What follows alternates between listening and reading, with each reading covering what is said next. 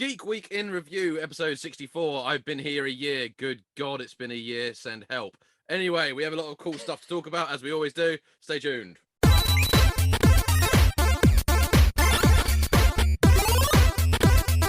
The Geek Week in Review.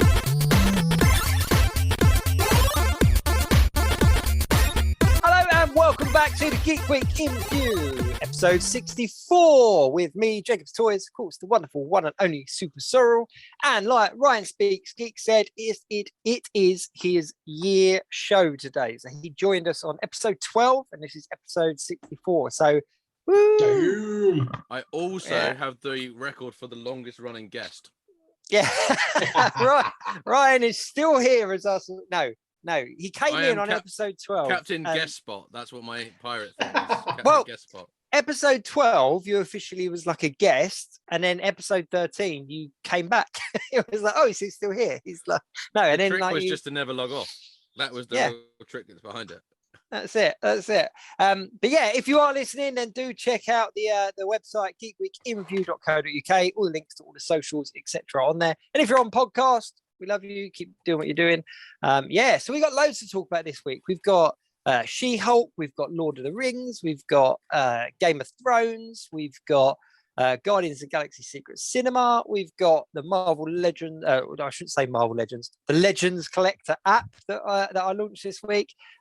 We've got a whole bunch of toy news as well. So do stick around, because they're all the kind of things that we're going to cover. Gents, where do you want to start? Where should we start? Did you? Oh, okay. Oh God! Do you know what? I cut Ash off then, only because I didn't want to hear what you had to say. I'm joking. I was gonna say, did anyone do anything Harry Potter wise on the first this week? No. But for anybody that's listening that's not UK based, King's College, that's where I was born. Yeah. King's Cross Station do an announcement, don't they? Just giving them loads of personal information.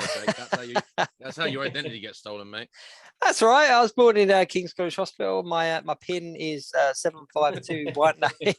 No, it's not. But yeah, no, King's Cross Station. They they do an announcement, don't they, over the tannoy about It's really cool. If you check it out, if you've not seen it, go and check it out. It's on like TikTok and Instagram and YouTube and those kind of things. But it's really cool. It's really cool. Yeah, they do a live stream every year, and it's the guy that played Draco usually hosts it.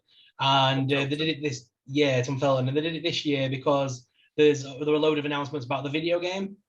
Yes. So obviously there's that new Harry Potter Legacy video game that's coming out, and it looks absolutely awesome. I really hope it's as good as it looks. Yeah, the fact that you can do like the unbreakable curses, you can do like the proper horrible shit, and the game will let you, and it'll darken your soul the more you use it and stuff. That's a cool concept.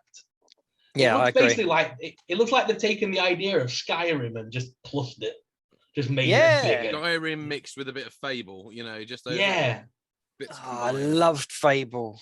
I still play Fable 3 quite regularly. Do you? I hated one, but I absolutely love it. I just every now and again I'll just do a full replay for it, and I this is the problem. I can never be evil in it. I'm awful at being evil. I feel so bad about it. I even make sure I save enough money to save everyone at the end of the game. No, I just haven't found time to play computer games recently. Like I play a bit of Fortnite because I can put it on, I can turn it off. So if I've got 10 minutes, I can just play a quick game, sit down with my son, play like a duos or something. But actually, like fully playing a game like throughout, like the last one I think I completed was the Spider-Man game on the PS4, and I've got Miles Morales and I've got Guardians of the Galaxy, and I've still not started them. And every time I get a bit of spare time, I'm like, right, I need to sit down and do this. I know, tell a lie, I did try the Avengers one, but like everybody else, we all kind of gave up on it really quickly because it was awful. But we, I've still got Miles Morales and Guardians of the Galaxy to play still. I'm really behind. If there's one game you're going to play this Halloween season, you need to pick yourself up a copy of The Quarry. The Quarry is an amazing cinematic game. It stars David Arquette, and there's a bunch of other like younger actors in it that you'll recognize the faces and their voices from other films, but you couldn't name them, kind of thing. But like there were like a couple of the kids from like the new Halloween films in it and stuff like that. But they're all quite well known, like little actors. And basically they play camp counselors, a bit like Friday the 13th, but there's like 40 different ways you can play the game. It's like a movie that you're interacting with. That's awesome. You make the decisions on behalf of the characters. Like there's a bit where they're playing truth or dare Night around the trap. campfire. And basically you have to choose truth or dare, and then you have to choose what the person does and things like Oh, that. wow. Like, and all of the decisions, like it'll come up in top corner saying like, Brenda was upset with this decision. And it's like, depending on how you treat characters and how they treat you and stuff, depends on the outcome of the game. You have Oh, survived nice. the Oregon Trail. Oh no, wait, that's a different game. And after like each like sort of like section, the game sort of like zooms out and you get sent. You're like you as the person, like it breaks the fourth wall, and this like this like gypsy woman starts talking to you about the decisions you've made, and she tells you like the percentage of other players and what decisions they made and things like that.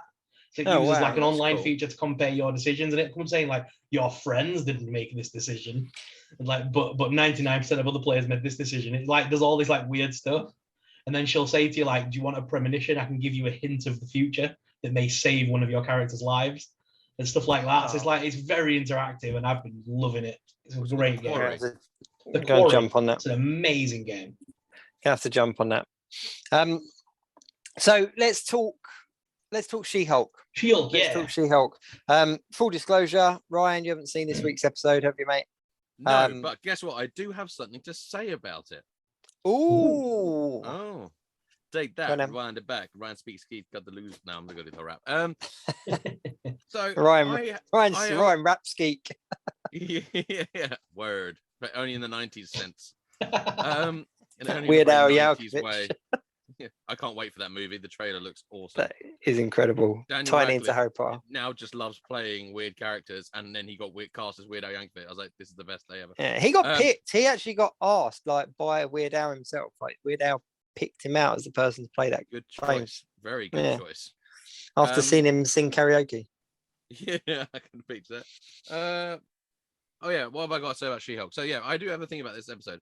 Once again, I haven't seen the episode. I've seen the post-credit scene, and my main comment about this is, if you're watching and you're listening to this, all Marvel fans across the world, shut up! Honestly, what the hell is wrong with you? Like everyone's going on about it, like it's this big thing. Like, did anyone see Star-Lord dance for 90% of Guardians of the Galaxy? Like, I don't know. What? It just. Or did anyone watch Love and Thunder? Like, yes, I just can't get my head around. You know what? All of it. It's just. You know it's what gets me? thing. I just don't understand it. What really gets me, just kind of pulling into that, all the hate comments and stuff that were used in the episode supposedly were inspired by some of the stuff that's coming out online. But what I don't understand is that this show is penned as a fourth wall break comedy. Like that's how they've set it up. And people seem to be angry that it's making fun of things and that it's having a joke. But then you've got films like Guardians of the Galaxy, like Love and Thunder, like Ragnarok, that weren't initially supposed to be comedies, that everyone kind of was like, oh yeah, okay, that's funny because they're being silly. Whereas this is a comedy, and I just think it's great. I just think it's refreshing. It's, you know what, you don't like it, don't watch it. It's, you know, it's. But it's just fans. Once again, fans actually make being a fan really difficult, because this is before we came on this, I said about I was feeling a bit fatigued being a nerd. And to be honest, I'm more fatigued because of the way people are, because of things like this, because no one's allowed to just enjoy anything anymore. I just want to enjoy something. I want to put something on the telly. I want to talk to my mate and go, oh, wasn't that brilliant? Like what we do on this chat. You know, I love that we just chat absolute rubbish and we talk about it and we're positive. Like, we have our little critiques and stuff like that. But it's just the attacks of it, and like, oh, Marvel hasn't been good since Iron Man, blah blah blah. Or you know, this hasn't happened. You know, they should have died with Thanos, and it gets pointless. Like, just can everyone just piss off and let everyone enjoy something for once? The funny thing is, as well, you Ryan Rants Geek, my new show will be on Thursdays. You've been spending time with John. He's a bit of a ranter. I did say the funny thing that gets me though is that you say the word fans, but have either of you guys read much She-Hulk? Yeah, like it's dead on the comics. Yeah, like She-Hulk was like, for me, I found it quite hard to read when I was younger.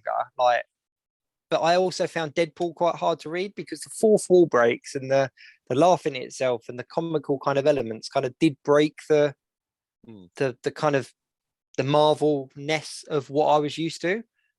So I just didn't read it until I was a bit older and I could understand it. And what cracks me up is that people are really kicking off about She-Hulk being the way that she is and the way the show is, but it is on par with the comic books and how she's portrayed. Yeah, there was a thing on Marvel.com today that basically showed off a load of panels from comic books where She-Hulk's being a bit different. So, like, there's one where she's basically using a jump rope and she's completely naked doing the skipping, but like the rope covers up the sections that need to be covered on the panels, if that makes sense. And then there's one where Stanley is painted as the paparazzi taking photos of her, and she picks him up and throws him, and it's like they're showing you all these like silly things that she's done in the comics and saying, like, you know, the television series is literally on par with the comics. It's like it's meant to be daft. It's not meant to be taken seriously. No, and I think it's only because I think most people know, like, cause I don't know Shield from her comics, to be honest. I know her from the Avengers. And I think that is the thing, because in the Avengers comic, she's quite a serious character. She doesn't do much of the fourth wall breaks, and she doesn't do the daft stuff. That's only in her own book. So I'm wondering whether people are just know She-Hulk from crossover comics, where she is a little bit more serious, and maybe that's why they're a bit like, this isn't, rather than the cartoon quite version of the sassy comic. and quite funny in that, but not fourth wall breaky. But But the funny thing is, the thing that gets me is that if we went back 10 years, what would that be? 2012, 2013? If we went back to sort of that time, would this version of She-Hulk in the Marvel Cinematic Universe work? No, not at all. No. And that's not where it'd be. If they had released this 10 years ago, I'd be angry. I'd be like, you know what? It doesn't work with what you're doing. But now it's kind of Endgame has happened. The way I view the Marvel Cinematic Universe is that we had this nice little kind of funnel of what, you know, here's Iron Man, here's Thor, here's Captain America. Like, they've done all that, here's Avengers. And it kind of got to Endgame and Infinity War, and it kind of went like that. And now we've just got all this stuff that's out there because they've kind of gone along the conveyor belt, and now they've proved themselves. They've got this huge following, they've got a load of money. And so they've just kind of gone like and done it. They've ended the conveyor belt, gone to distribution, and now everywhere else. Yeah, but at the same token, we wouldn't have got like She-Hulk. We wouldn't have had like a Miss Marvel TV show. We wouldn't have had a Moon Knight TV show. We wouldn't have had an Eternals film.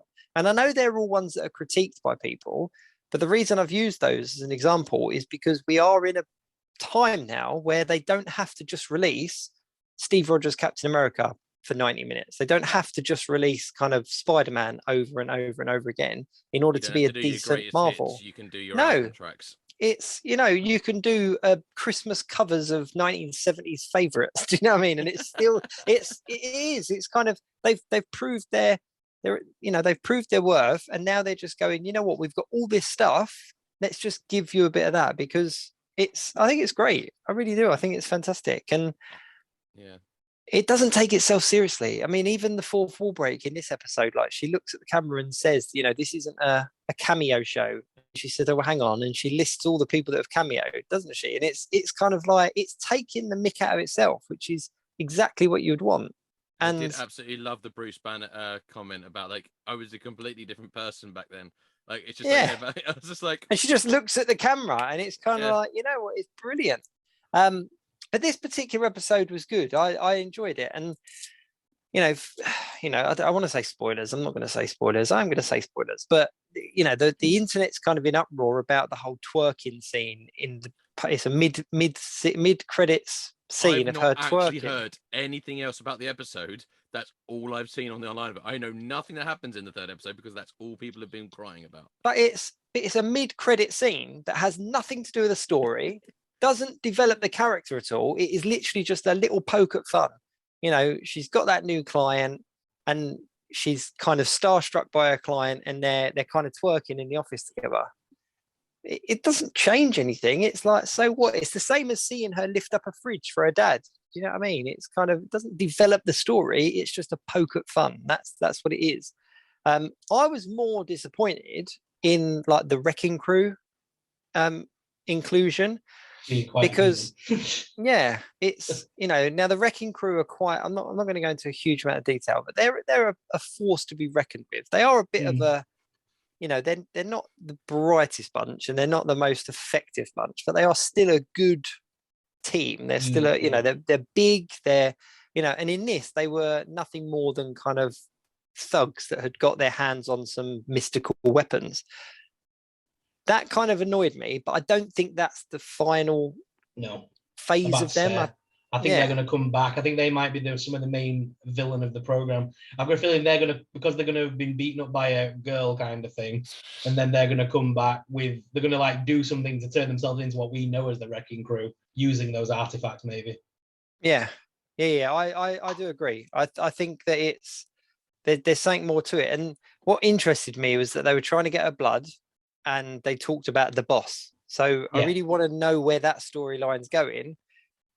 And I found myself annoyed because I was kind of like, oh man, they've really done dirty on the Wrecking Crew. But then I thought, where else would we have seen the Wrecking Crew in live action? It's kind of like, you know what, it's cool. It's the Wrecking Crew. It's the MCU version of Wrecking Crew. When they mentioned the boss thing, I was wondering whether that's going to turn out to be Kingpin, and that's how they're going to weave Daredevil into it. Yeah, that's not a bad shout. But then they've got like Asgardian weapons, it looks like, doesn't it? Or some kind of mystic, you know, some kind of mystic weapon of some kind. I'm just trying to see how many episodes there are. Because my brother said to me, he thought that because they have the mystic weapons, and they said, about their boss. My brother said, I wonder if it's what do you call him from the first Spider-Man? Not Falcon, Vulture.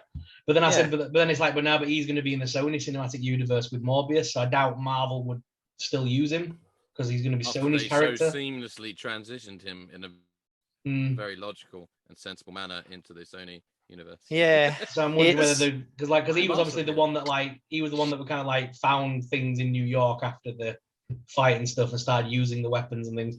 So it kind of would make sense that he would be the villain. He could be the villain behind it, but he's going to be in Sony's universe, so I doubt it would work. Electro Shock Hands, he's still about though, isn't he? You know, the second Electro Shock Hands guy. He's still about, He's still about, so it could be him. The boss disappears into the Sonyverse. He takes over the operation, sells the rest of the gear. Yeah, but they were dealing very much with Chitauri, weren't they, from that first Avengers film? Whereas thank you. They just the natural response is to say thank you. It's so British, isn't it? Like, bless you, thank you. To be queuing up for no reason. It is. Let me just go and get in this queue. And complain about somebody and not actually to their face. Just not say a word and then go home and complain. But the weapons they had looked very Asgardian. And I thought that it was, we've seen Sakaar, we've seen the Sakaar ship, and Hulk has gone off to do something. And, rumor is that's tying into the World War Hulk film. And now we've seen these kind of Asgardian weapons. So kind of calling back to what I was saying a minute ago is that it really does show the scope of the Marvel universe. And this is just it is a pebble drop in the ocean of characters that these guys have got. Not everything is going to be X-Men, Spider-Man, Avengers, so, and I think she's here to stay. I really like her as a character. I think she's fantastic. And I don't know, I'd just like to see her in a team-up movie. I'd like to see her cross paths with some other people. But there's really no hint to Daredevil yet, is there? And if there's only 6 to 8 episodes like the rest of these series, we're already, 4 down, 3 down? 3 down. I think he's the post-credit scene for the whole front, the whole thing. You reckon? Welcome season 2. Yeah. They're going to, a big character like Daredevil, they're going to introduce him at last minute, and just so that they'll be like, just to annoy imagine? But they did the same with Echo, didn't they? They did the same in the Hawkeye. They introduced Vincent D'Onofrio at the very last minute. Yeah. Can you imagine that? That would be the trolliest troll move ever. That for a show that has gained so much hate, the one thing that everyone was really talking about being a post-credit scene in the last. But then she can break the fourth wall. Look at the camera, and be like, "You think this guy turned up earlier in the series?" And then they could make the whole joke of maybe Disney couldn't afford Charlie Cox for the whole season. They could make the entire joke out of it. It's either way, I think it's brilliant. I'm really enjoying it, and it's a bit of light relief. It's kind of I don't have to think too hard. It's good fun. I'm enjoying where the story's going, to be perfectly honest with you. And the fact that they've kind of made it clear that it's a cameo show, I'm kind of looking forward to seeing who's next week. See, in the groups I'm in, I've not seen much of the hate. I'm in a group called Open Box Mafia. They're mainly all Americans. Yeah. And they've been their entire conversation of the week has been, I like She-Hulk and she is proper thick, but I don't like the human version, Jennifer Walters. Yeah. Saying whether would you date She-Hulk, knowing that you had to deal with Jennifer Walters as well. Oh, I know. I'm definitely crushing on She-Hulk rather than Jennifer Waters. I mean, she's an attractive actor, but yeah, out of the two, I'm kind of like, yeah, there's something really, talking about dating though, that's another big part in the trailer that we saw with her kind of on Tinder and that guy. Yeah, and we've not even come close to anything like that. So there's a lot in the trailer that we haven't seen yet. I think the Wrecking Crew and the Abomination stuff that we saw in this recent episode we saw. I loved Wong as well. I thought Wong was brilliant. And what shows that it still fits in with everything else is Wong didn't look like he was behaving differently. Do you know what I mean? He was still behaving the way he has done in the other films. Whereas when you look at something like Love and Thunder, the characters felt like they were behaving differently than how we've seen them before. Still worked, but they just. But well, whereas one Wong, of the things I did see about the episode, sorry, was that apparently on his CV it shows that he worked in Walmart or something like that for 6 years. yeah, Target or something like that, Target, isn't it? yeah, one of the shops, yeah. Yeah. Which means he'll now get an exclusive figure just for that retail. You know that. Kmart worker Wong or something like that. You know what, though? Actually, talk about figures. In Smiths, the Multiverse of Madness Wong figure is down to a tenner, which I'm really shocked about. Everyone wanted a Wong for so long, and that one's gone down to a tenner. I was like, wow, times are hard. There's a joke there, but I'm leaving it alone. Yeah. There's going to be 9 episodes of She-Hulk, by the way. 9. Okay. So it's it still it concludes on October 13th. So there's going to be 9 episodes overall. Okay, that's cool. So we're a third of the way. When does Andor start? 26th of September? 26th, yeah. So yeah, it's a little crossover between Andor and crossover. That's cool. Which they said they weren't going to do, didn't they? Because obviously, when they did that with Miss Marvel, as soon as Obi-Wan started, Miss Marvel's television series died. Yeah. Nobody was talking about it. So I think it's bad to have them crossover. I think they should finish Marvel, then do a Star Wars, then do a Marvel, then do a Star Wars. Just because media-wise, it's not good to suddenly throw something massive Star Wars in the middle of it. But wasn't Obi-Wan and Miss Marvel both out on a Wednesday? They both came out on the same day, didn't they? So I think Andor will probably be on a different day than She-Hulk. That would help. She-Hulk on a Thursday, so it'd help to put Andor out on a Monday or something, or Tuesday. Yeah. Then we'd a couple of days between. Day the 26th is. Yeah. But Jamelia Jamil, I mean, she's only been in 1 episode, and she was a fleeting cameo so far, and she's one of the main cast members. She's listed as she's listed quite high on the cast list. So it might be Mondays. Ash might be right. Oh, there we go. Yeah, no, you're right though. She's should be coming back round. There should be a kind of callback to what's going on there. I think Abomination is going to kind of fade into the B story now because his I think he'll be in it still, but and we've seen some scenes with what's his name, Tim Roth as well. So I think we will see him, but I just don't think it will focus around him. But no, I'm loving it, and it's a shame to see there's hate for it. But let's move on to Prime now. So over onto a different streaming site, and let's talk about Rings of Power for a second. And the reason why I want to kind of sidestep over to that is, did you know that Amazon removed the review section for Rings of Power? Because it was getting tanked, wasn't it? It was getting attacked. Yeah. Well, there's the term review bombing, isn't there, at the moment? So all these people that don't like something will go on it and rate it low stars and stuff, so that it has really bad rating score, which I think is ridiculous and kind of counterproductive in itself. But yeah, Amazon kind of went, no, we're not playing that game, and they took off the ability to rate the show so that people just watched it. I think it's a great idea because I am 1 episode in. There's 2 episodes available at the moment. I'm 1 episode in, and I absolutely loved it so far. Like the first episode. The thing is, they've spent, I think it's like something stupid, like $1 billion in it on this show.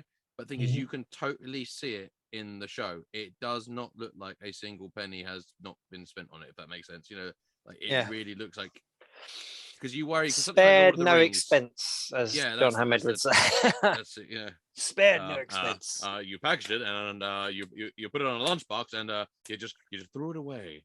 But you can see where the money's gone. It's a beautiful looking series. So even, I mean, story wise, I'm really intrigued. I'm really hooked already. But even if it doesn't go anywhere, just looking at it, because the problem is when you've got something like Lord of the Rings, which is known for just being cinematically, like from a cinematography point of view, just breathtaking, stunning, huge. And when you have to establish these lands being so old and stuff like that, so you have to make something and then you have to make it look so much older and ruiny, but the whole story has to be there in that shot, if that makes sense. Yeah. So it's not like you can just make a set and put some moss on it and go, oh yeah, it's old. Like Lord of the Rings is so established, but you can just see it's just stunning. There is somebody Absolutely that is paid a lot of money to essentially do what we all did to letters and bits of paper in primary school, with loads of tea bags, just going around like making everything look old with tea bags. Do you remember that in school? You'd do like an ancient letter and then you'd have to dab the tea bag on it to make it look old. Now I'm going to rinse. Full disclosure, I've watched it, but I have no idea about this. Is this a new story or is this because I know Lord of the Rings, I know Hobbit. Half to do with the Silmarillion. Yeah, So it's sort of a mixture of mix things, isn't it? Yeah, which to be honest, that kind of works. It's set thousands of years before Lord of the Rings, like the actual films, Lord of the Rings, like the Hobbit Yeah, stuff. well, I mean, and they're talking about building the towers and all that kind of stuff, aren't they? It's all way ahead of everything that's happened and that we've seen. The hobbits don't really exist at the moment. They're still in their 3 separate subspecies. Yeah, half foot. Yeah, different outfits, because you get like the river people with and all that sort of stuff. So they haven't turned into the normal hobbits yet and stuff like that. So it is very much set in the past, but it is a mix of like I said, existing sort of text from Tolkien in the some of the books and the appendices and Silmarillion, and a mix of newer stuff as well. See, that would be my only. Yeah, so like elves and man aren't friends at this point, because the men sided with Morgoth, so the elves are kind of still a bit weary of man at this point. Yeah. It's leading up to that whole thing of the last alliance of elves and men. Basically, it's going to lead up to all that whole Lord of the Rings stuff. Yeah, but it's going to take a while to get there. I must admit, I know enough about Lord of the Rings and The Hobbit to kind of pick up on where it's supposed to be, and it was kind of okay. I get where that's going, and I can see that this is happening here and stuff like that. But I think my only real criticism was that visually it doesn't look hundreds of years older than Lord of the Rings. If that makes sense. That's the problem you get when you talk about Star Wars, the prequels versus the originals. The prequels look nice and shiny and new, and the prequels look older than the. You always have that sort of issue with things coming out later. No, I mean not sort of cinematically, but like the actual historically. Like if you think about us as the human race, even just in Britain, how we are now to how we were 200 years ago, it looks very different. Whereas I think that this looks like it could be set the day after one of the films. I think the thing is, we're looking at that from like this is going to be the nerdiest thing I've ever said, so please do forgive me. We're thinking about that from a very human point of view. Yeah, no, that's fair enough. That's fair enough. From our perspective, because I know what you mean, though. It does look like that tomorrow Frodo could pop up and go, by the way, just pop in the ditch's ring. Like, but Like, but that would be my only criticism. But that would be my only criticism as a viewer, and I'm not familiar with the story, but it took my sort of Tolkien knowledge to understand where this was set. If I was just coming into this, put it this way, if I've sat down with someone like my wife, I don't think she would put 2 and 2 together. This is set hundreds of years before. So if you watch the first Lord of the Rings film, this is basically the little bit at the beginning where they tell you the history. That is basically what you're about to see. The whole 3 rings were given to the Elvens, 7 to the dwarves, 9 to the mortal men, 1 for the Dark Lord. It's that is the story you're about to see. They're going to forge those rings, and then the 1 ring of power will turn up, and that's the whole point. It's building up to that prequel moment in the first Lord of the Rings film where Elrond and I forgot the name of the human guy basically fight Sauron. Yeah. It's and I think it's great to that whole thing. But there's plenty to. If they take it slowly enough, they could get multiple seasons out of this and build a very good Tolkien story. There's 2 seasons apparently already. there's a lot of story to tell, isn't there, yet before Lord of the Rings, from what I'm aware of. There's a lot of stuff to happen yet. Yeah. They've only got to Morgoth, which is like part of the unfinished tales, I think, Morgoth. That would be my hope, that they're going to really take their time with it. Yeah. And not rush it. But yeah, I'm enjoying it. It's one of those that I found myself watching it and I was like, I'll put this on in the background, and then I didn't do anything else for that first episode. One thing that people have spoken about on the internet, and this didn't bother me, it bothered my wife though, because she said she was upset by it. Obviously in this they've got different actors playing Galadriel and Elrond. Yeah. Did that bother you at all? Did you find it jarring to see different people? Because it really didn't bother me. It's been long enough since Lord of the Rings that I'm not bothered at this point. Yeah. It's just nice to have Lord of the Rings back. But my wife was like, yeah, I can't deal with it without hearing his voice. Obviously, she wants to hear Elrond as Mr. Anderson. She wants that voice back. But I grew up at, in the 90s, 80s and 90s sitcoms. We grew up with recasts and pretending like it was all right. Like you just have to accept that one week it's, Fresh Prince's mum's going to change. That's just what's going to happen. But like, I do know some people find it really jarring. I've never had that problem for me. Like, it is a very personal thing whether people do or not.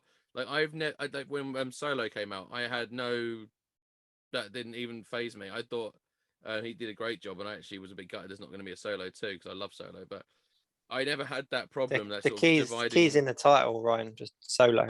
It's just well, ironically, it was meant to be a trilogy. Wow, Solo clever pod. wordplay. No, I'm in the same camp as you, though. Sorry, go on. I was going to go on a tangent. No, I was just going to say, before you go off on a tangent, I'm in the same camp as you, Ryan, and you, Sorrell, because for me, it's a lot harder to get on board when there's an actor change than it would be for me if the voice was the same, but they were trying to make an actor that's now older be younger than when we first saw, and that jars me more. I mean, they can do brilliant. I mean, you've only got to look at like Kurt Russell in Guardians of the Galaxy, where they like de-age him, and like Michael Douglas now. Like, they really can do it. But for a character that's on the screen, like in the younger form for so long, I think eventually it would play with my mind a little bit. So it didn't bother me. I kind of went into it going, you know what, I'm going to see different versions of these characters, but they're from a different time, so it's okay. And then I forgot about it. Or just do the Futurama approach and just go, magic, got it. Yeah. Or do the George of the Jungle 2 version. Have you ever seen that? Yeah. George of the Jungle 2, he looks at the screen and goes, "Studio could not afford Brendan Fraser, new actor." It's like right at the beginning, and it's like probably the funniest joke in the entire film. In fact, it's only worth watching that clip on YouTube. It's for that clip, yeah. Just for that. It's and at the end of the day, it's elves and dwarves and orcs and hobbits. So I don't know. I'm happy. I'm good. I was going to go off on a tangent and say, do you know what? If they actually made Solo now and put it on Disney Plus as a television series and brought back the actual played Lando and stuff, and that would blow up now. And they did the whole underground bounty hunter thing, with Darth Maul, and they expanded on that story as a series. Get Ray Parkin and stuff. Sort of what is vaguely planned. So the Lando series is still in development. It's just about getting old Glover to be free for 5 minutes to make it. That's what they're saying. It's basically all on his schedule. It all depends on him, but he's just such a busy guy. But that's already been greenlit, so that's actually happening. And then there's been talks about the whole Solo as a series, but more focused on Kira rather than it being a Solo series. So which would be like Darth Maul and the Black Sun, Crimson Dawn. Crimson Dawn. Because they're a big part of the comic books. The whole Crimson Empire storyline is a massive part of the comics. Yeah, I think they're going to have to. They're going to have to cover that at some point. They're going to have to. They can't, whether it's an animation or whatever. But there's going to have to be a series on that somewhere, because it is such a huge part of the kind of lore of Star Wars.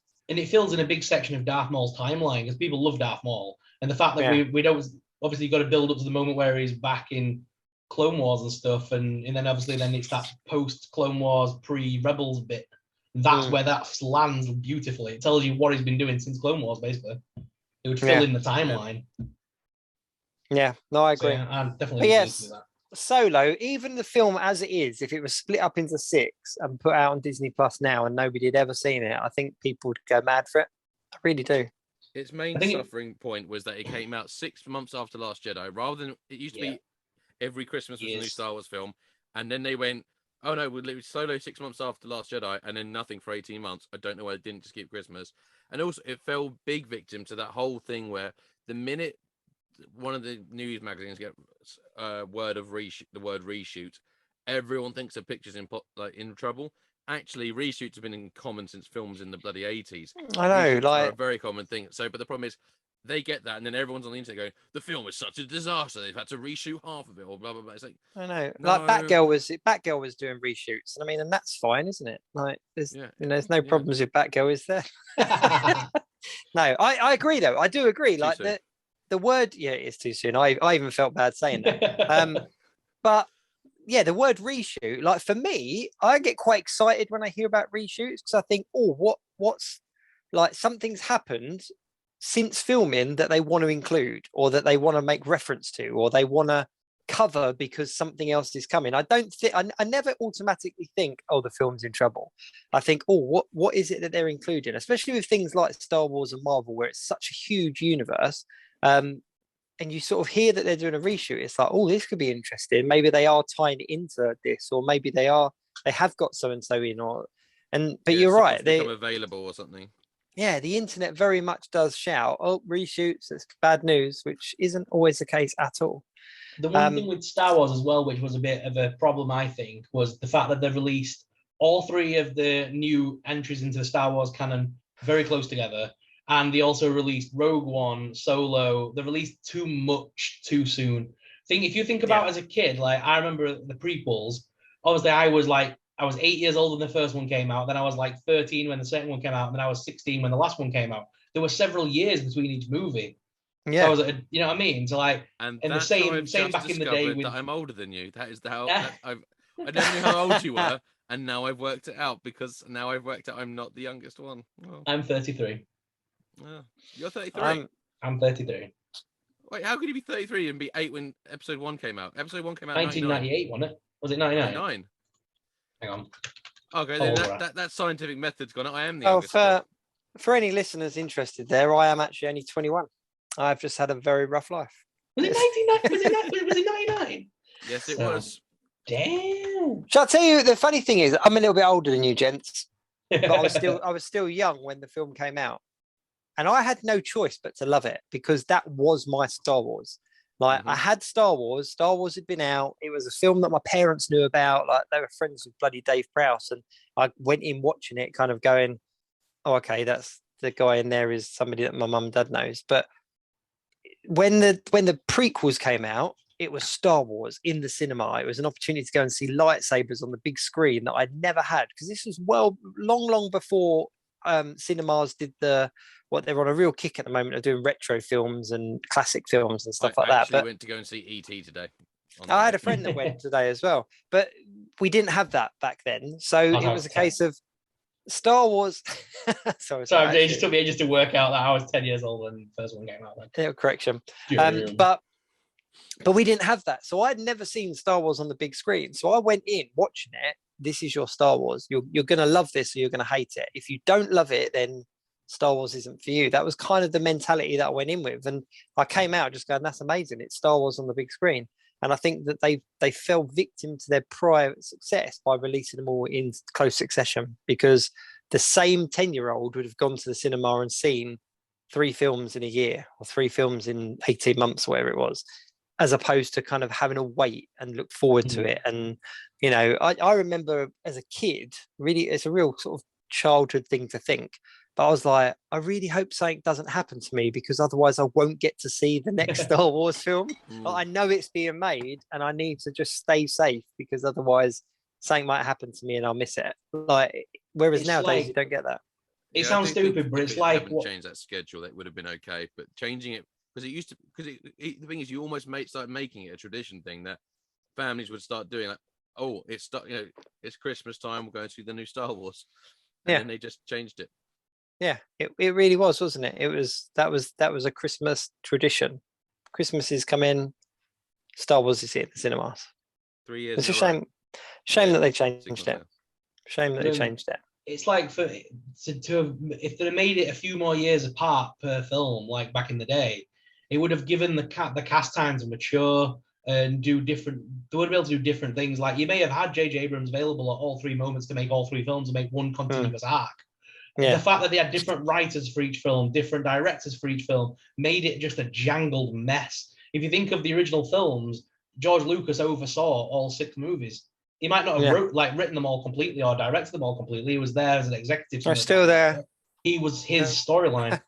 No, don't do that. Yeah, I have to admit, as time goes on, I'm actually much less and less of a fan of the sequel trilogy. It's, you know, for a lot of kids, it's their Star Wars, and that's absolutely fine. And I'll still watch them, but they're not my sort of go-to Star Wars films because it's just so.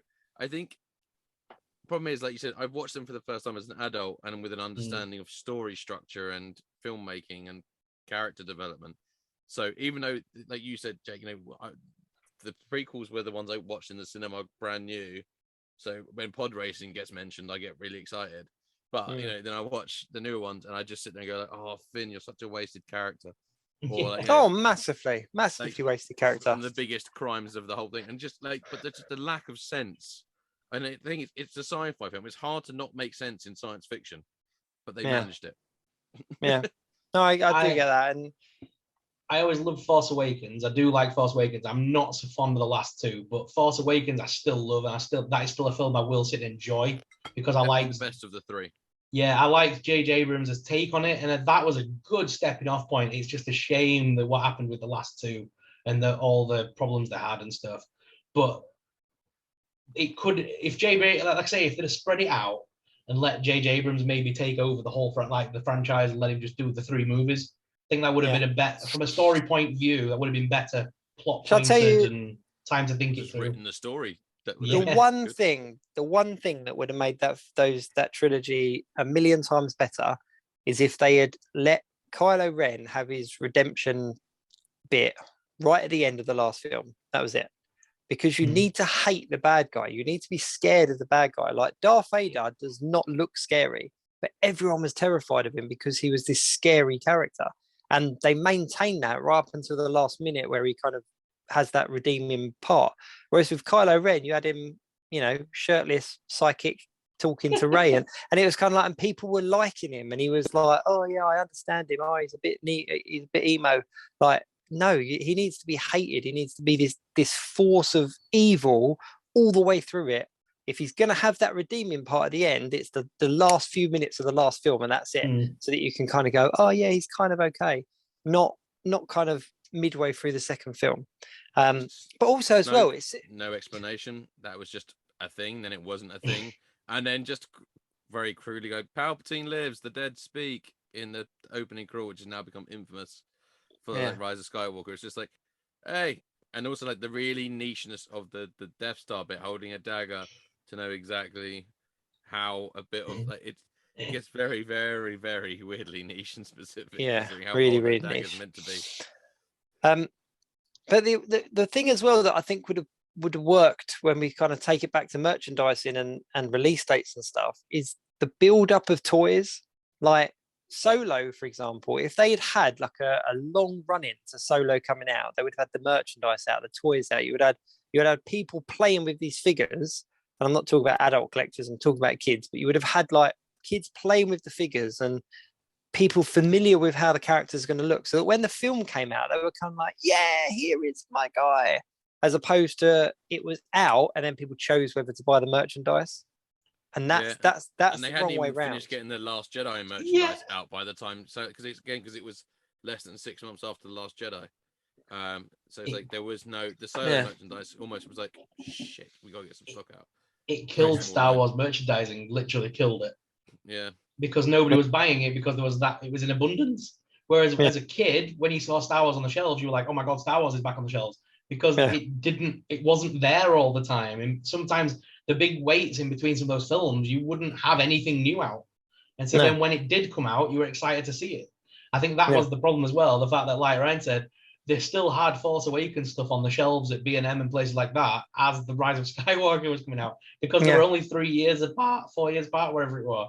It was like, the first lot of merch hadn't even left the shelves before the second film come out, and then that got lumbered. Nobody wanted it, and then the third lot of merch came out, and it just got silly. Yeah, genuinely, in our entertainer down the road, there is actually still Force Awakens figures. My God. Yeah, it's ridiculous. But yeah, I just think that merchandising is the key to it all. I think that you have to build the excitement through the merchandise, and I think that we're in this really weird kind of loop at the moment where merchandise is now being held because of spoilers and reveals and stuff like that. And it's kind of like, no, you know what? Throw all of the rubbish out there. Let people speculate. Let people talk. Let people get excited, and then drop us a film. Do you want to know what the problem is, though? Go on, then. The modern day child doesn't play with toys very much. They're more into the Kindles and the tablets and the devices and the games. Do you know who's buying that merchandise now? It's me and you. That's what I'm saying. What? It's no longer children that are buying these things. It's us. It's the kids. You know what, though? I do agree, and it's one of the things that, as a parent, like, my kids play with toys because of you. But it's fundamental. Like, you have to play. You have to have an action figure and get lost in an hour game of that action figure, playing with other action figures and crossing over and, like, you know, crossing the streams. It's just so. There's so much of, like, imaginative play there that is being missed by so many people. And I think one of my favorite moments recently was, like, my eldest son, who's, you know, in double digits and stuff, and he got some money for his birthday and we went and bought Fortnite figures as opposed to just buying V-Bucks. And I was kind of like, that's cool, because even though you'll probably play the game more than you'd play the figures, you still wanted that physical representation of these characters. And that, to me, I was just like, yeah. I've done well. It was just, Mate, you should see the next wave of Fortnite figures that are coming out. Oh my God, they look amazing. There's the Pumpkin King coming out, the Pumpkin one. He looks amazing. Then you've got the Centurion version of Peely. There's just so many cool characters that are hitting the shelves in like a few weeks. Yeah. Right, let's talk about, before we get onto toys properly, let's just talk about Game of Thrones or House of the Dragon, because I'm not gonna lie, I'm loving it. I'm really enjoying it. I haven't watched Game of Thrones, so I'm just gonna pick up a good book and have a read. It's pick up a thing of Fire and Ice. But shall I tell you what, one of the things, and talking about merchandising and familiarity and stuff, and one of the things that's really key for me is they've kept the same theme tune. Like, they've not reinvented the wheel. It's the same intro, just with different graphics, and it's the same theme tune. So I'm taken straight back to the enjoyment I had when Game of Thrones first came out, and you're kind of tricked into that false sense of you're watching the next series. You know, that's how they get you. That's how they reel you in. And it is what it is.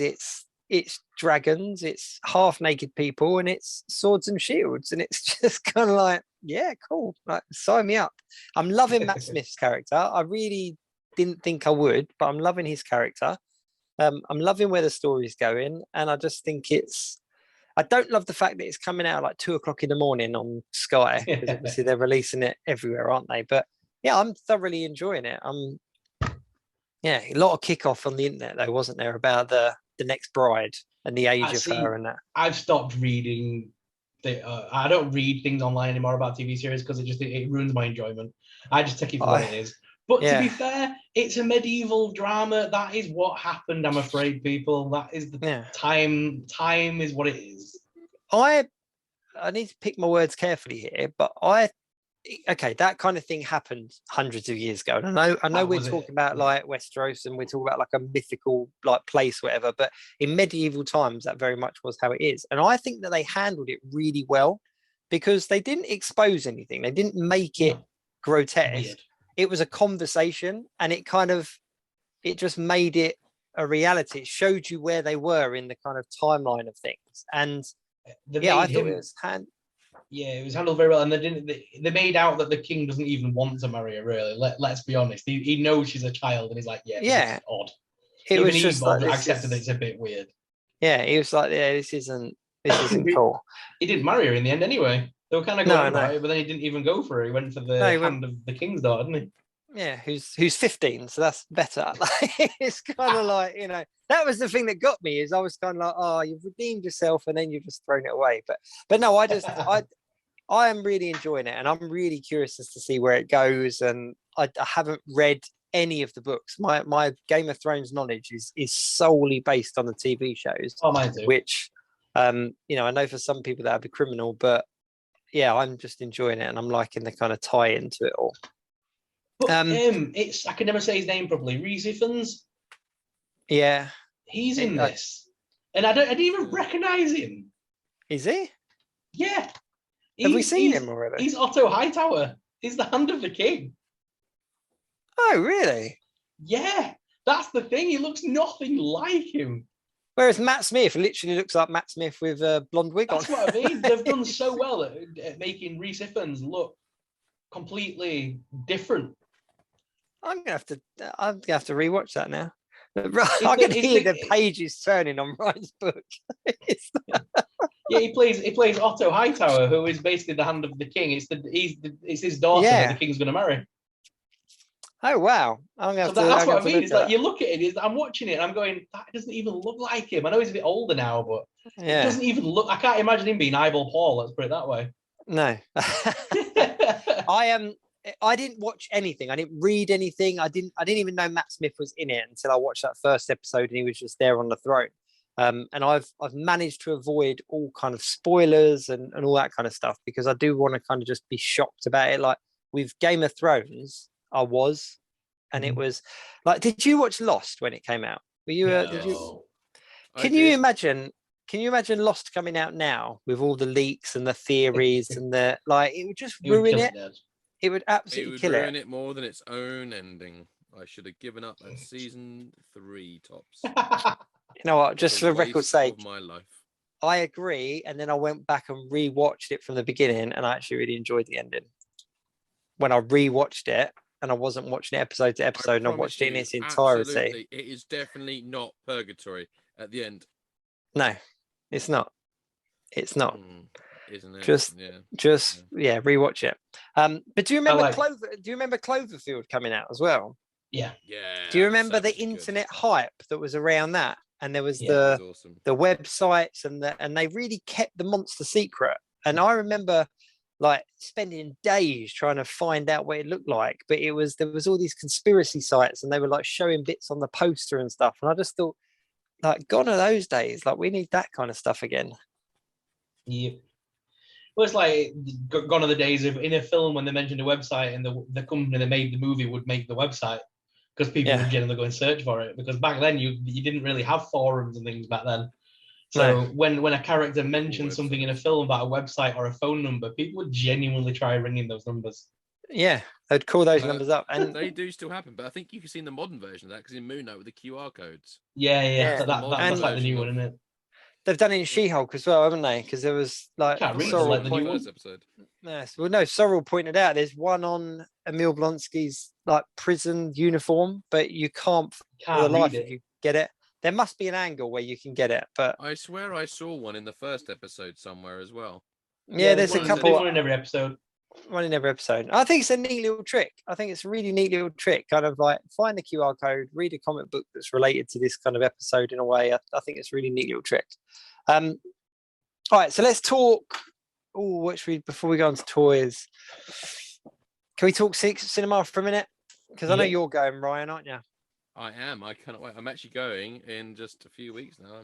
What date are you going? The October. Friday, Saturday. Sorry, we won't give it away on air. Just is it a Friday or Saturday? I can't remember, honestly. Oh, okay. I thought you were being all coy about it. You didn't want people following you there. I'm just stupid. All right. No, because I'm going as well now. So Secret Cinema have invited me along, which is really cool. I'm really chuffed. I'm kind of a big deal now. But I was really chuffed. Let's put it into context. The biggest running gag on this show is that I either say I want something or I'm going to do something. I pay money for it, and then the next week one of you two come along and goes, "Oh, you never guess what I got for free." Well, you know what? Actually, I was going to go and see it. I was going to go, but my birthday's also in October, so I was kind of holding out because I was hoping that someone was going to get it for me. It was one of them ones where, like, you know, someone walks into a room and I'm reading a book on like Secret Cinema Guide. This is happening around my birthday time. But no, I was 100% going to go anyway. But then, yeah, I did a couple of videos on it and I spoke to Secret Cinema, so I'm going to be going along. But I'm really, really excited for it because I think this looks like it could potentially be the best one they've ever done.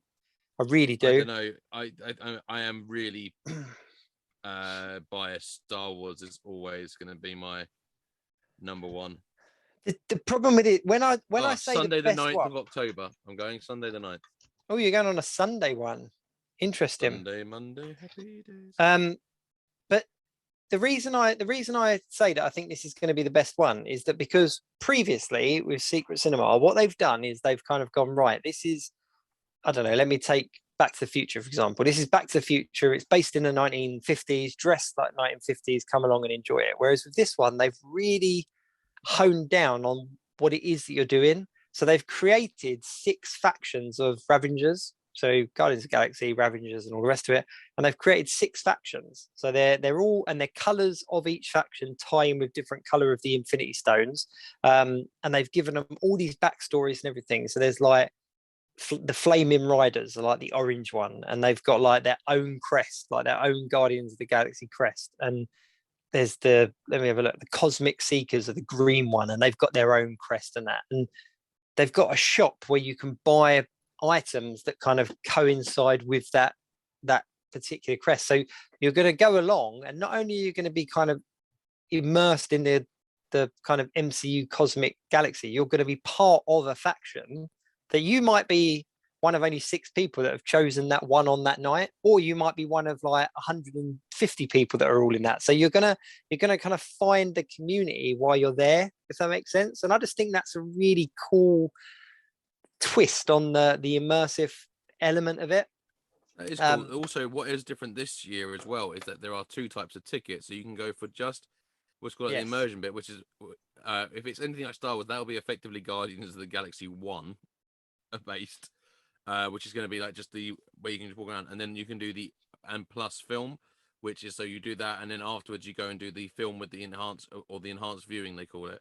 So they have obviously the live actors and stuff like that. So it's the first time I've ever done it as 2 separate sort of available things. So you don't have to do, you can just go just for the environment bit, you know, and like you said, the immersion bit, and then you can just go home afterwards rather. Yeah.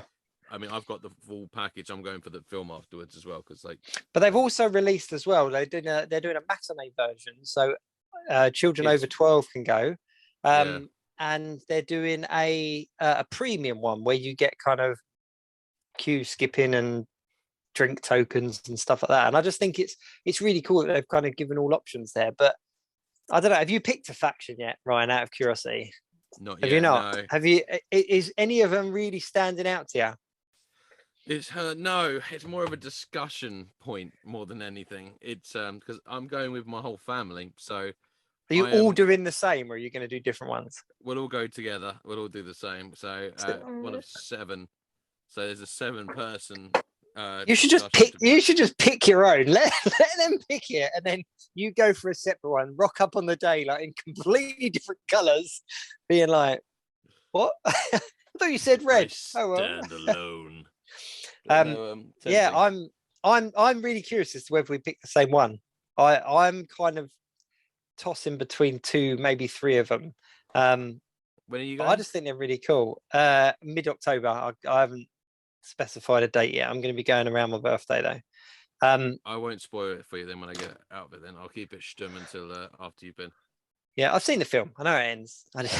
Yeah, but no, don't tell me any of the immersive bits. If there's anything that I should definitely look out for, do let me know, because just like, for example, with the Back to the Future one, there was a door in the bar that if you went through it, it took you to the 80s, and not many people knew about it. And so people kind of missed that element. So if there is anything that you pick up on that you think I might miss, then tell me.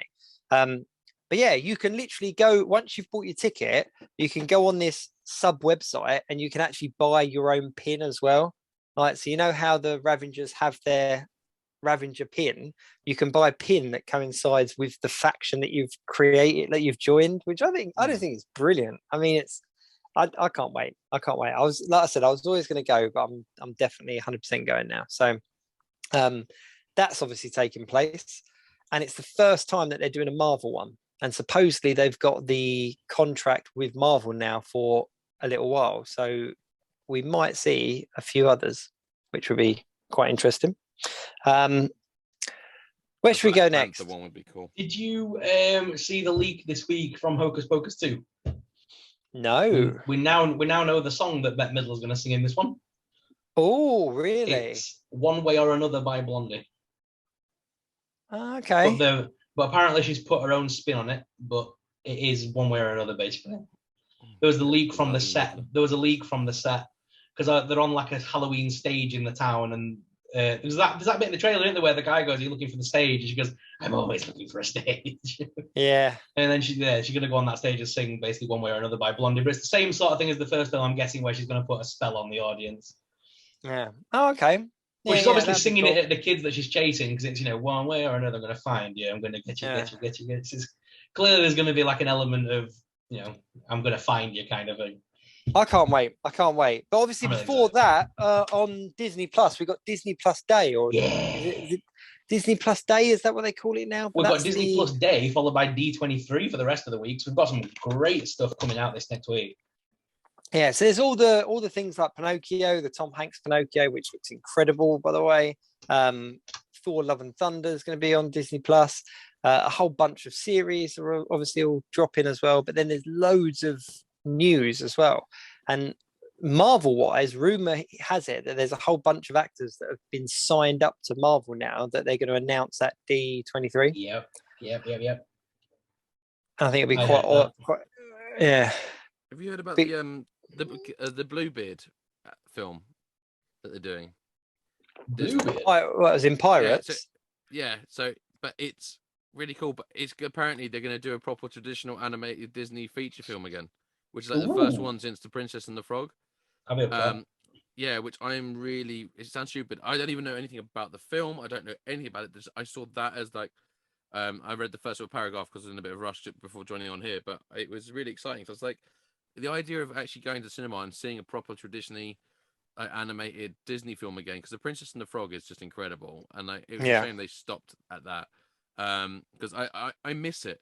I think it's a wonderful art form, and I think everyone have to look Pixar-y. There's a very particular look at the moment. It's a great aesthetic, but I am looking forward to having a real mix of things.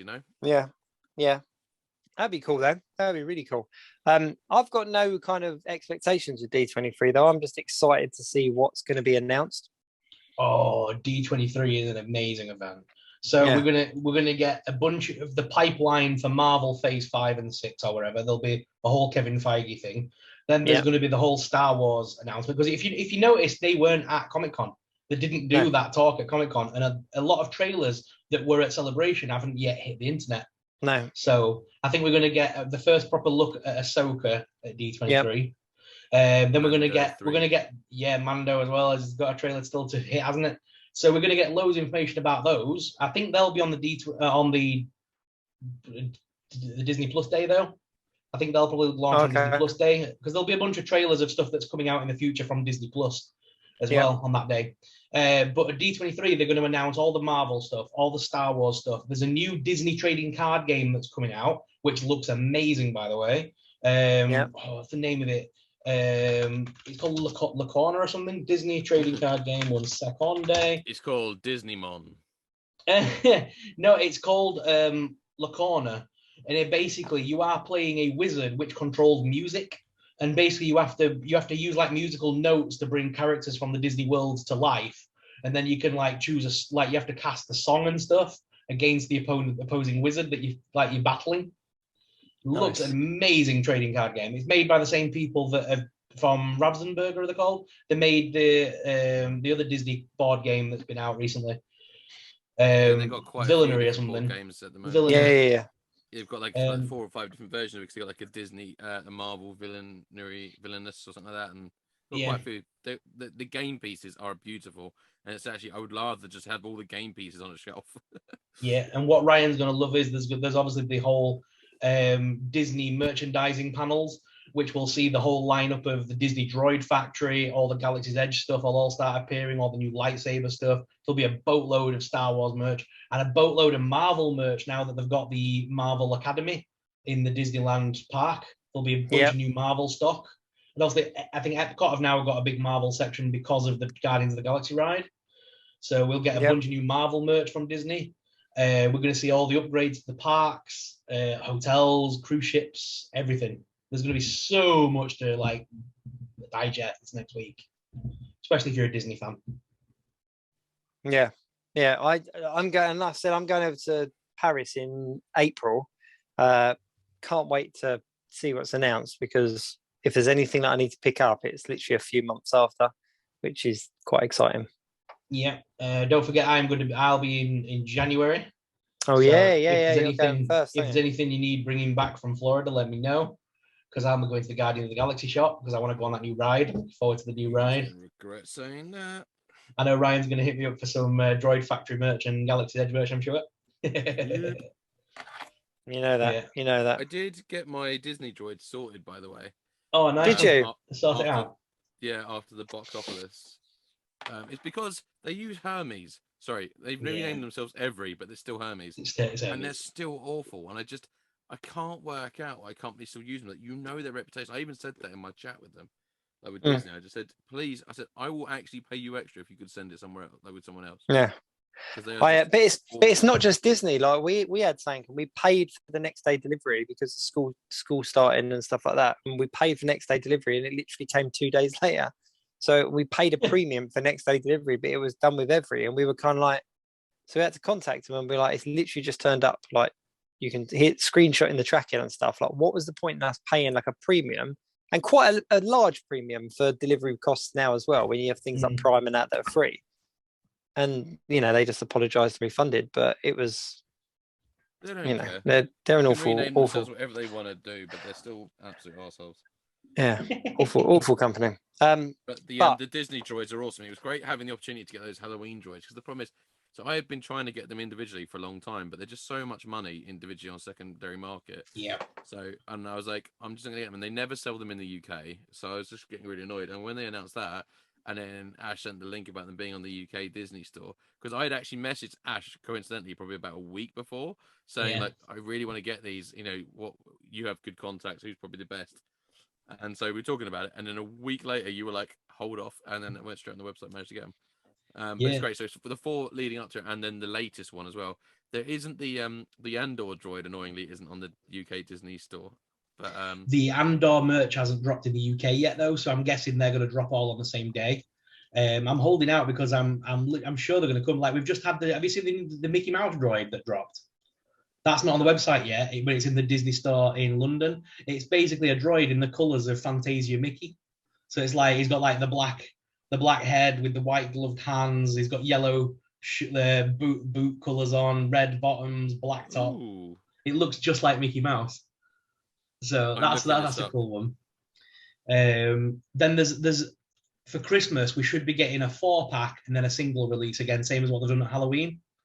So hopefully they're going to be on the hopefully those will be on the Disney Store UK website. They are getting better because they've got all the Halloween merch from Florida on our Disney Store website now.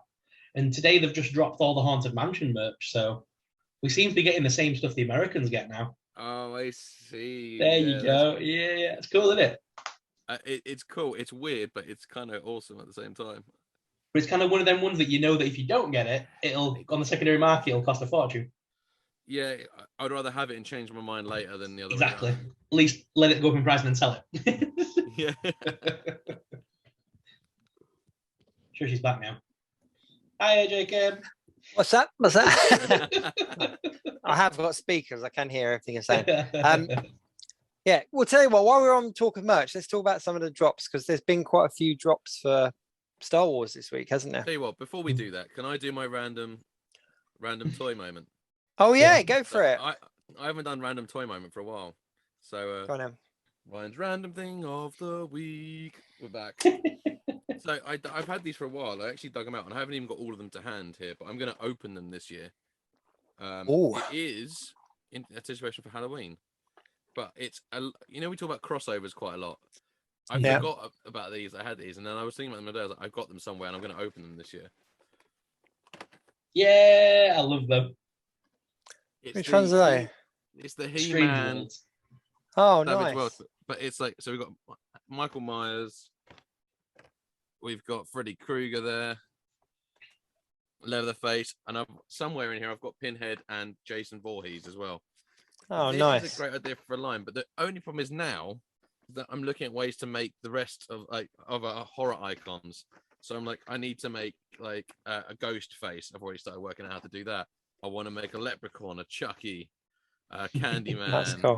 Maybe That's even cool. Jigsaw. And I've got the He-Man. I traded for an old Star Wars playset. I didn't need for like parts basically. But I traded one for so guys got basic parts for the Fright Zone from He-Man, the Master of the Universe. Oh, nice one. And I'm gonna do a Jake special. I'm gonna get some sort of fake mist on the bottom. I'm gonna put some lights in there, make it all atmospheric. So yeah, I'm gonna do a Jake Nice one. Toys special. Nice one. So But you could get the mold. The great thing about those kind of classic He-Man figures is you can get the mold like dirt cheap because of all the knockoffs there were and all the counterfeits.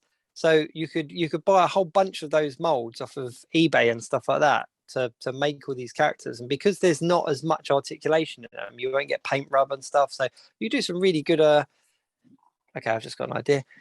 You could do some really good customs on them. So yeah.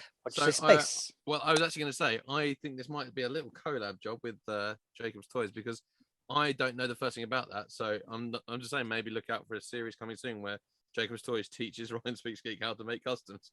Because he don't know. Call it Customs for Dummies. Let's get a little paintbrush. All right, Bob Ross. Watch. It's 40-year-old virgin. I'm gonna paint your brown pants blue. That's what it is. It is. That is literally. Yeah. That's all. That is that line goes through my head. You've never forgotten that, have you? Ever since I've said it, you've never forgotten it. It goes through my head whenever I'm customizing. It just goes through my head. Fair enough. So what else do we have? What do we have drop? We had a whole bunch of Star Wars, didn't we?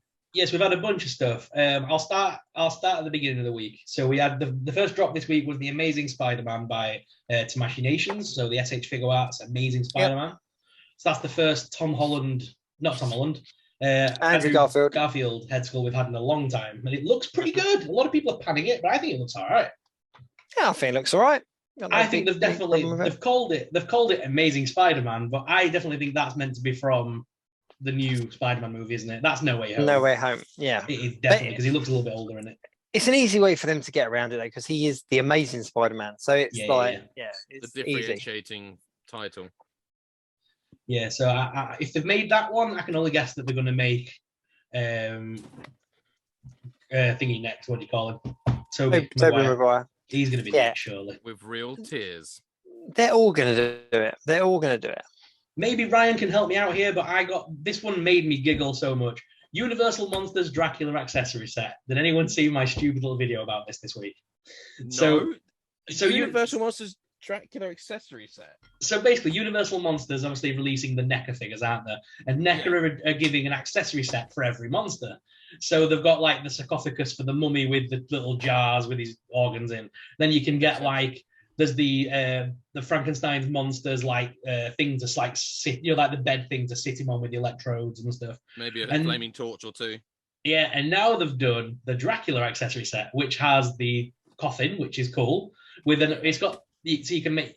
They've done some cool imagery where they've got like the hand coming out and stuff like that. It looks pretty cool.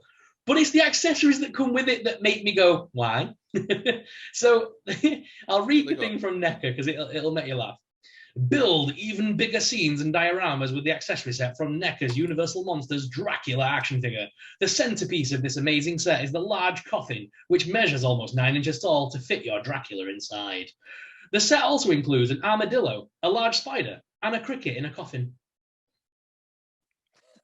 Can someone tell me what point in the original, in any of the Dracula movies, where an armadillo, a large spider, and a cricket came into it?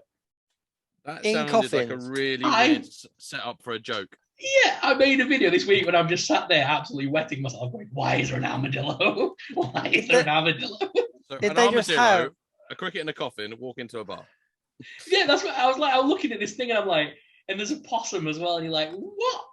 It's like Neca went, we've got these molds, we'll just whack a couple of these in black and we'll just shove them in the box. It makes no That's sense. really random. Like really random. Maybe a couple of rats or something I'd understand, but a possum and an armadillo. It's the But armadillo. It's but set in even the- England. Is there any Even- bats? But even the spider I get. But yeah, any bats? He crash lands in Whitby. Have you ever seen an armadillo? Have you ever seen an armadillo in Whitby? If Or I a had just possum for that held matter. up a armadillo just then, that would have been the. Oh, why don't I have an armadillo when I need one? You know, that's the problem. You think you get rid of all your armadillos thinking it's never going to come up, and typically It's the week set- after it comes up. It's I mean, I set can't- in Europe and England. Why is the possums and armadillos? Dracula goes to LA. But I can't even think of where I would use an armadillo or a possum in like a display for anything. Or even like toy photography or whatever. Like where that would a possum maybe mean- you could kind of stretch a photograph with, like with some other figures and that. But yeah, that's a really weird What one. I kind of want to know is, Setting like, it. so I want to know the brief that was given to the guy who had to sculpt an armadillo, and he goes, "What's this for?" And they go, "Dracula Accessory Set," and he went like, "Okay." Or was it a case of like they were like, "Keith, we have got to get the molds together in 10 minutes. What have you got laying around? I've only got that stuff left over from the zoo project we had. Oh, just grab a couple. Grab a couple. What is that? It just- An armadillo? Yeah, I'm sure that's terrifying. Just bring it here. Come on." Or just Everyone really everyone in the groups were like, there's so many accessories you could think of for Dracula. And Yeah. like Crosses. even the whole glass of wine and stuff, so you can make the joke about never drink wine. You can have that set Yeah. up. Anything but a frigging possum and an armadillo. I can't It's still remember a time when I was kind of adorning a house with Halloween decorations that I was on trying to locate a possum to go in the corner or like an armadillo centerpiece for that Halloween party. Like, It's the I- holiday armadillo in Dracula. I mean, don't get me wrong. If anyone listening knows that we've missed something and an armadillo I and said a that in my possum, video and nobody commented back. Everyone's like, I've got no idea. I mean, yeah, that Dracula can turn into things, but in the book, he turned into mist. He turned into a bunch of rats, and he turned into a wolf. At no point did he turn into an armadillo or a possum. It's one hell of a deleted scene. Right, I'm going to Google Dracula armadillo and see what comes up. Dracula. I am the Dracula armadillo. that's a random one. That Friends actually is came random. up. It finished it for me. That's how commonly searched apparently this is. Oh, them. So there's that. That made me giggle. Then we had the Neca Gremlins pack. This time it's the one with the Gremlins with the Warner Brothers stamp on his chest, All right. and the other one and the tattoo artist. It makes sense. I'm sorry. It makes sense. What is it? Come on. One of the most asked questions is, why is Dracula's castle infested with armadillos in the 1931 movie? Oh my god. I need to go back and watch Bela Lugosi's Dracula and look for possums and armadillos. Here we go. Actually, from 2 years ago, here's a subject thing, a little bit of trivia. In Todd Browning's Dracula 1931, Count Dracula's Transylvanian castle is plagued with many species of animals, including opossums and armadillos, which are both only native to the Americas. It's accurate. It's actually a really accurate accessory That's the set. most niche accessory set ever. I don't remember them in it, and I only watched I it know. last And I year. love that film. But now we'll be Crazy. rewatching. Everyone's like, "What are you staring at?" I'm like, we're looking for armadillos. You sound mental. Looking for armadillos and possums. Yeah. Oh Wow. god. See my ya. God, Wow. that's incredible. That's made me a little bit happy. I won't lie though, because that's. I was like, at least it's random. valid though. At least it's valid. At least it's Taking a valid. Yeah, I can Google stop laughing at search. Neca now. It makes sense. And But we it can is actually very say niche. that we are technically an information providing show now. We are Yeah. an educational show. We're a news show. We're, Yeah. we're a current news show. I'm Chetu Betcha. Back at you. So what else? What else? We had Gremlins, Neca. So we had some Gremlins Neca figures, the tattoo artist, and the one with the Warner Brothers logo on his chest from the Nice. second movie. Then we had the DC Multiverse Superman, which is from Hush. So it's the one where Poison Ivy has taken over Superman. Very weird though, because obviously that I'm hoping that means we've got a Hush version of Poison Ivy around the corner. Yeah, But- you have to. Well, they did this with Mayfex though, didn't they? I think it was Mayfex that created this version of Superman and then never did Poison Ivy to go with him. So it's just this really weird Superman with red eyes and an Ivy strand. Yeah. So I'm hoping that means we're going to get some more Hush figures because we have had Hush and now we've had Superman. So I'm hoping Poison Ivy's got to be next. It'd be a good way of Yeah, rounding it on the off. horizon. Yeah, it'd be a good way of kind of like But, completing you know, that. Todd McFarlane doesn't like creating female characters, so you know there's always that. What? Then we've got Really? yeah, he's got a thing against creating female characters apparently. There's very few in comparison to male figures. Yeah. DC Page Punchers have also announced the new Gorilla Grodd from Flash. Cool. Looks pretty cool. It's a big ass figure with a load of armor on it. Looks very cool. Different to the original release as well, which is nice. So it is a new sculpt. Cool. Then we got the Star Wars releases. So we got the Andor releases coming out. So we've got the Shore Trooper, which kind of is a re-release, I'm not gonna lie. It's the Shore Trooper. Yeah. Then we've got the Imperial Officer, which is called Ferrix. We think he's called Ferrix, or that's a place maybe. But they said Imperial Officer Ferrix in brackets. And then you've got Cassian Andor Aldani mission. So giving us a bit more information. And then the Imperial Officer, and then in brackets, Dark Times. Yeah. But see, this is what I was talking about earlier, is that releasing the merchandise, that doesn't give you anything away. That doesn't give anything away about the show. Nope. Doesn't spoil anything, doesn't give anything away, but has people talking. Like, oh, I want to get this version of Andor, I want to get this, you know, like, and that's a good move, So- in my opinion. It's interesting because they It's refer cast- to Dark Times as like with that retro Vader was Vader Dark Mm. Times. Yeah. So I'm wondering whether there's going to be some reference to Vader in this program. I wonder if we're going to see like a continuation of Vader in this, maybe, because obviously I this reckon follows on there'll from be mention at least. yeah, But because this this obviously is follows on, doesn't it, from Hmm. or reasonably From around Rogue- the same time period. It's pre-Rogue One. Yeah. Yeah. So it will be, yeah, I mean, they could So definitely Vader have and the a Inquisitors have got to crossover. still be kicking about at this point. Yeah. Maybe not the Inquisitors, but Vader.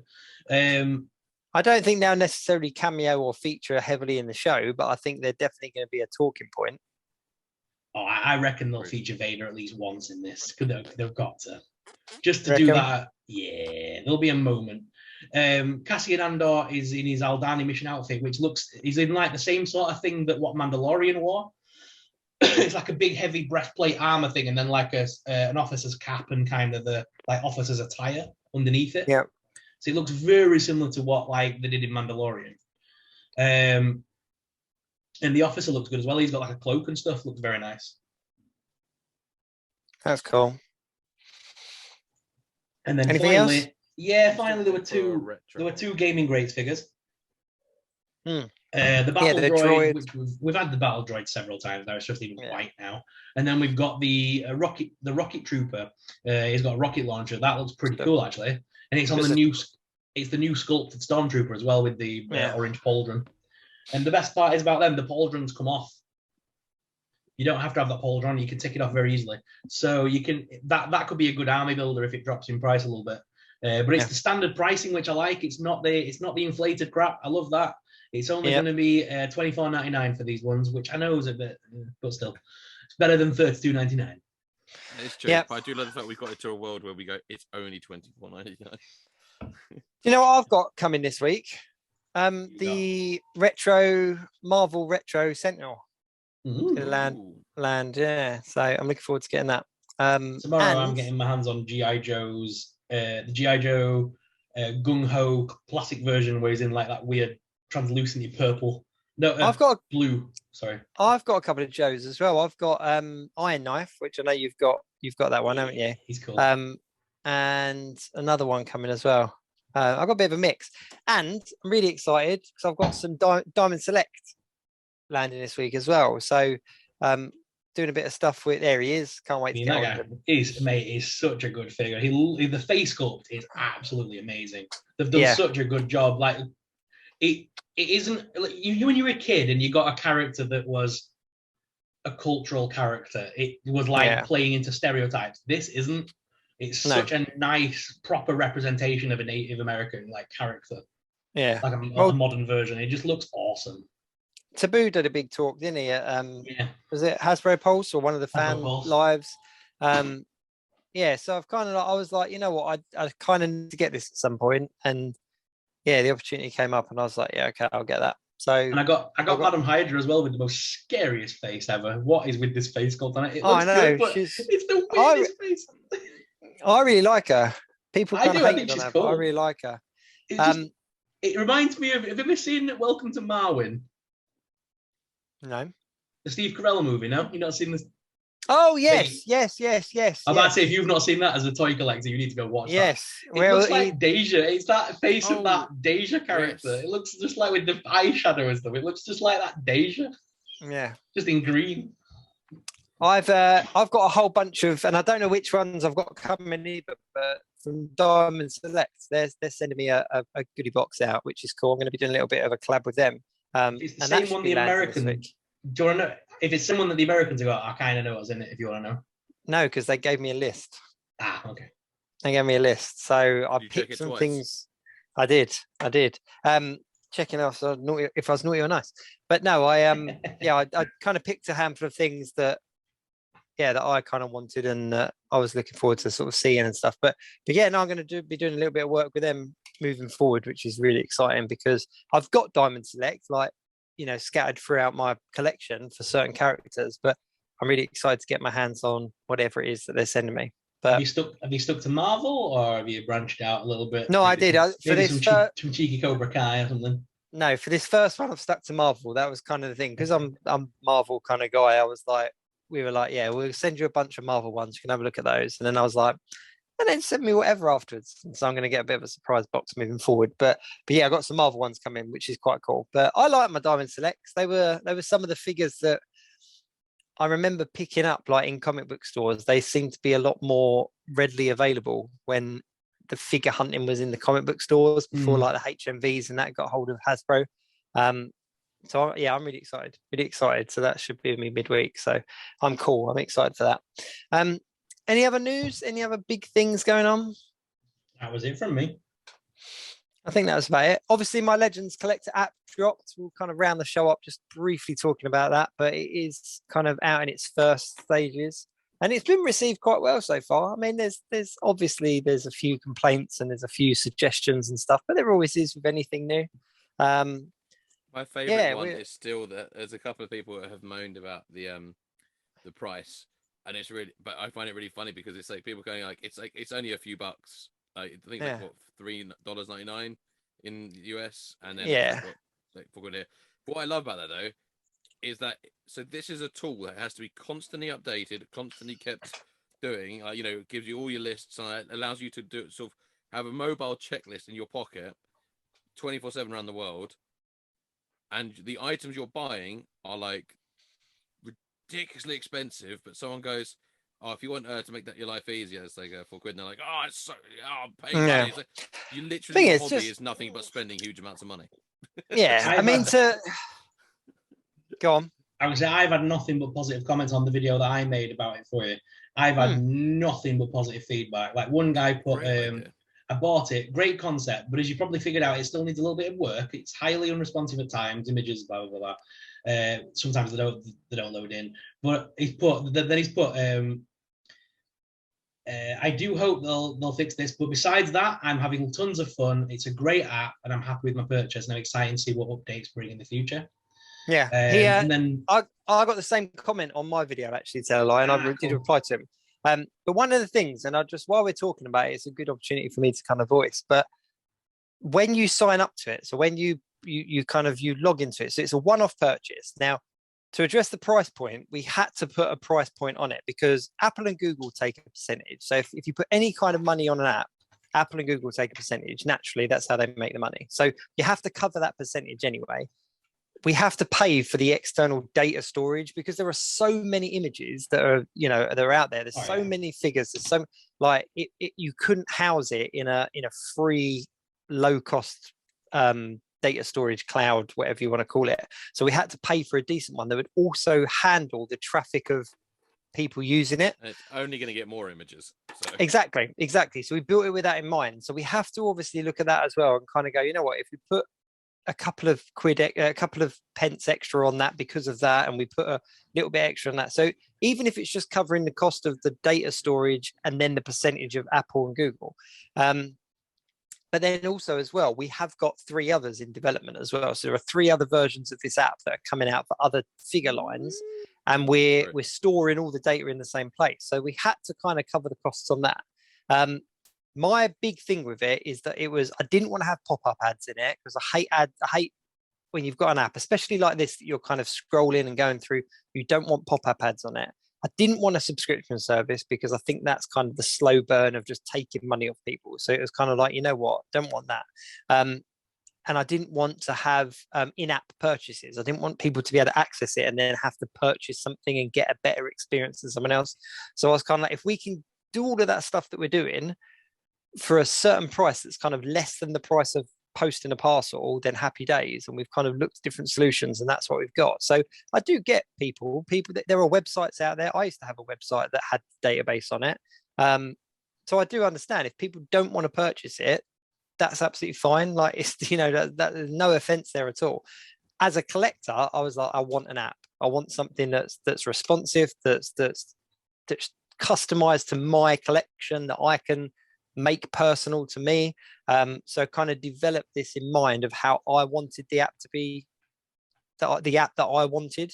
And people have been really, really positive about it. But one of the key things that I think not people are missing, but nobody's speaking about, because you don't see it unless you create an account on it. So there's no data storage or anything like that, but you essentially put an email in and you create a username and whatnot. But that can be deleted. But once you do that, you get a welcome email that says to you that we're looking to do like 4 updates minimum a year. So that's not just adding new stuff on. New stuff goes onto the app as soon as it comes out. As soon as the images are out there, it will be on the app ready to add to your collection. But we're also looking to do at least 4 updates a year just on the system to improve the system. And the more users there are on there, the more scope we have to create better things. So we've got a whole bunch of really positive feedback about things that people would like to see, that we've already got like the next 4 kind of updates already planned and being worked on right now, which is really cool considering it's only been out like a week and we've already got those 4 updates already planned and being worked on. So it is only going to get better, and there's a load of people that are behind it, and I'm really chuffed and really kind of quite humble, is that the right word, about how well it's been received. So I'm really excited by that. But it's good, and it's only going to get better. The price isn't going to go up, but it is only going to get better. So yeah, like I said in my video, one of the things that I like about these kind of apps, especially if we're going to be making others for other lines as well, is when I'm at a convention or when I'm out flea hunting, whatever, you come across a figure, and obviously someone like me, I've got thousands of figures in boxes that are not on display, that are just in cases. Yeah. And I'm like, have I got this one? Like, I don't want to buy a second one because this dealer's trying to rip me off, but I want the figure. So then I look at the app and I'm like, it's not in my collection. I know straight away whether I definitely got this figure or not, because I can keep track on an app. That's so much better.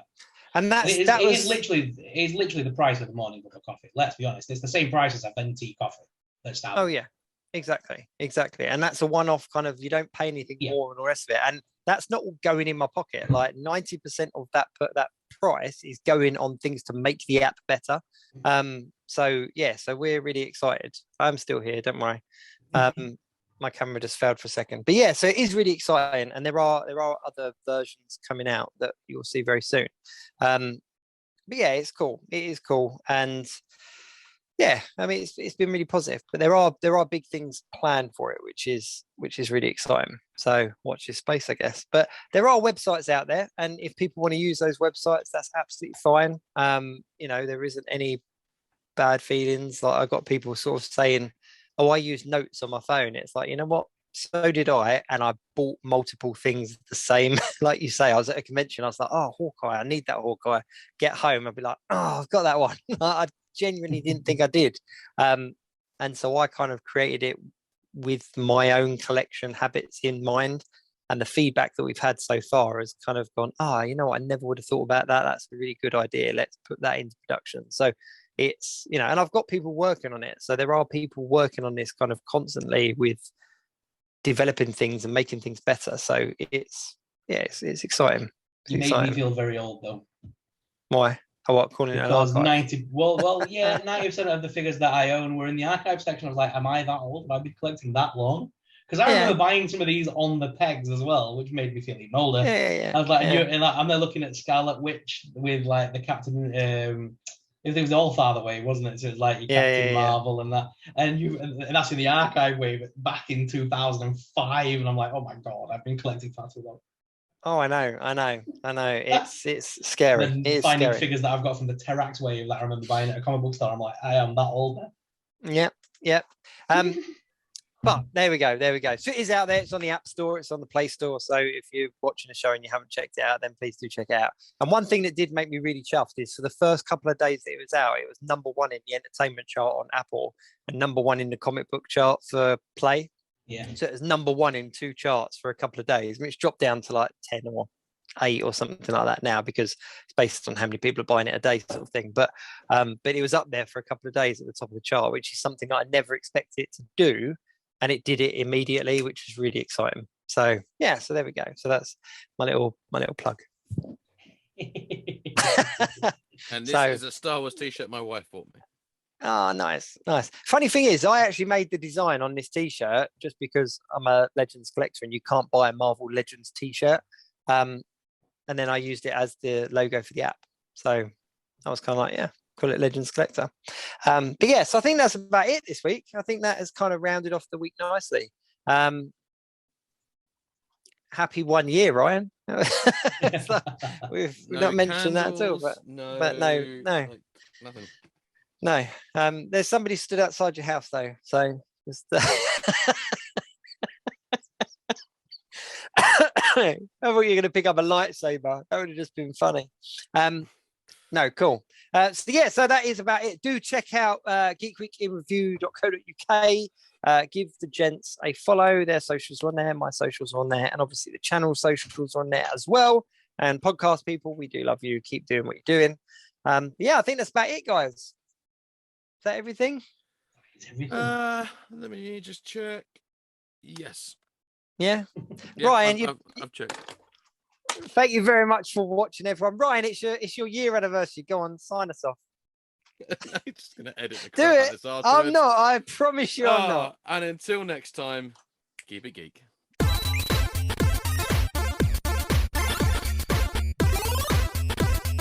The Geek Week in Review.